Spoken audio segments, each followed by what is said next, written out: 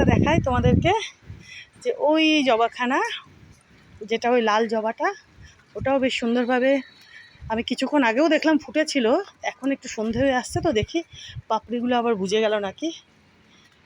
হ্যাঁ দেখেছেন, এই যে আমি যখন আসলাম ছাদে তখন কিন্তু ইনি বেশ সুন্দরভাবে পাপড়িগুলো মেলে প্রস্ফুটিত হয়েছিলেন। এখন একটু সন্ধে হয়ে আসছে বলে দেখো আবার পাপড়িগুলো এই যে চুপসে গেল, কিছু করার নেই। এই যে ইনি হয়তো আগামীকাল ফুটবেন, মানে প্রস্ফুটিত হবেন। দেখো, দেখেছো বন্ধুরা, পুরো কালো মেঘ, আকাশ জুড়ে, আকাশ ভরে, যাই বলো। দেখো, দেখেছো? রাত্রে হয়তো হবে মুষলধারে বৃষ্টি, হতে পারে। দেখো,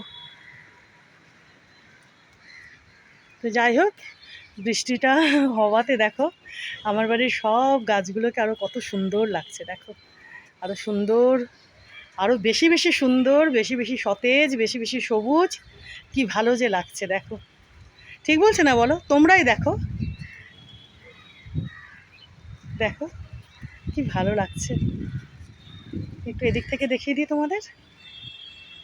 দেখো, দেখো, এই যে দেখো,